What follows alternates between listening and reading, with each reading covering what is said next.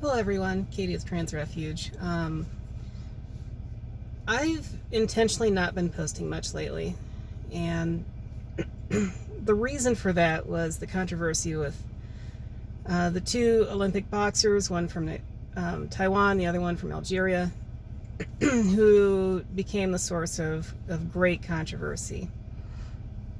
So I'm posting this following all that, and it's still an open topic that people are making a big deal about. So for anybody who doesn't know, I am transgender and I am a boxer. Now, I haven't been able to compete because I am banned from USA Boxing currently until I meet all the criteria of the policy. And that's assuming that they don't come up with other reasons to exclude me from the sport, because who knows? They've never had anybody so far that I'm aware of meet the policy requirements and compete. And once I meet them, I don't know what they're going to do. I don't know if they'll even let me. I don't know if they'll come up with more reasons to keep me out. And then beyond that, I don't know if anyone will get in the ring with me. Because this did happen in Canada once. There was a trans woman that wanted to do amateur boxing, had a bout scheduled. The competitor found out she was trans and said, "No way, I'm not getting in the ring, forget that." People do not want trans people in sports. And that's really what this is about. It's not about protecting women or whatever they want to say, because as we saw, particularly with Imani Khalif, the Algerian boxer, who really got dragged through the mud by the media and by social media influencers and authors and politicians. Nobody was protecting her. She's not trans. She's not, as far as anybody knows, intersex or anything else. She's just an ordinary woman that trained hard and became an Olympic gold medalist. And nobody was protecting her. They were out to destroy her, because these people really are misogynists. They hate women. And, that's kind of the sad state of things. Right now, at least in my point of view, from the way I see things, the world is more focused on who gets to be in the in crowd and who gets to be accepted than they are on making sure that everybody has a place at the table. That we have this big table that we call the world, that we call society, and everybody has a place at it.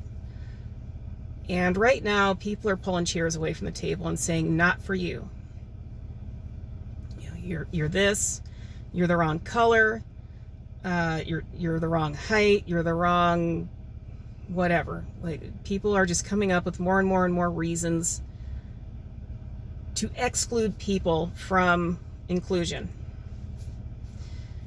So I've been partnering with my home gym, Icor Boxing in Iowa City, since June, to promote a class in particular for members of the LGBTQ community who want to learn about boxing and get into the sport. And we will be expanding that soon to do some collaboration with other sports groups and organizations in the community. And I'll probably post more about that once that occurs. But all this stuff that erupted with the Olympics really showed the hatred that was in people's hearts. The expectation to conform to certain ideals and images for women outside and inside of the sports world is really becoming a problem. Imani Khalif did nothing wrong. She committed the crime of not fitting, the Western white, ultra feminine appearance ideal. That's basically what happened. And I heard it with my own ears, I saw it with my own eyes, with what people were posting online, even people I knew, well, and still know, that I considered to be my friends, that said terrible things about her and said that they could see that she had Y chromosomes by her appearance.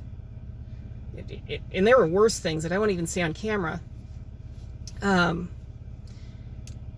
it was shocking to hear these things, because some of these people I considered to be friends, and and I heard these things and I thought, how can you say these things, about a woman that did nothing other than be an excellent boxer?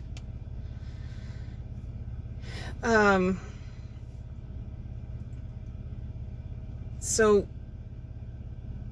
I'm going to be making some further efforts to engage the boxing world in particular, but also outside the boxing world, to get people of all genders, people of all gender presentations, people of all sexual differences, so people with DSDs and stuff. I'm really going to be doing everything I can with the time and resources that I have to promote inclusion of people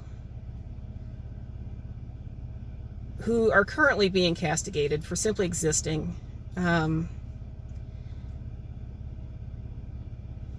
It's sad. It's really sad. So many people want to go backwards. They want to drag society back to the ages when people who were maybe a little different got put in asylums. They got hidden away so that the rest of the world didn't have to see them. And, we all thought we got past that. And for the last few decades, that wasn't really a thing. And now we're getting to a point where that's the next step. The next step is we start removing people from society and putting them in institutions where they don't get seen by society. They don't get acknowledged. We don't have people who are different, because we've made America great again. We've removed all the people who aren't pretty, who don't fit the image. That's where people are starting to want to go, and it's scary.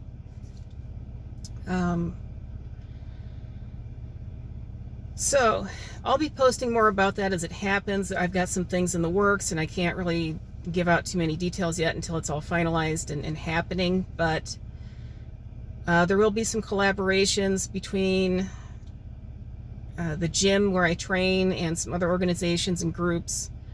I myself have been talking with some people in some groups on an individual basis.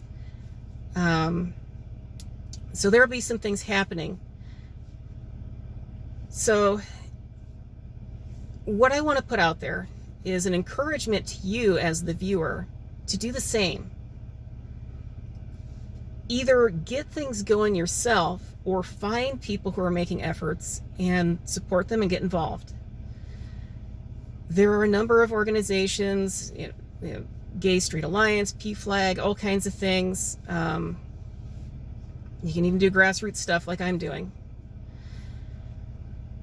But the important thing is we need numbers. We need voices. Because when it's just one or two or a handful of people speaking up, nobody wants to listen. And so that's my message at the conclusion of this is don't be silent. Get out there, get your voice heard. Get involved and make a difference. Because we can have a better tomorrow. We can have a better society that wants to include and love people of all varieties. So until next time, have a great week. Bye.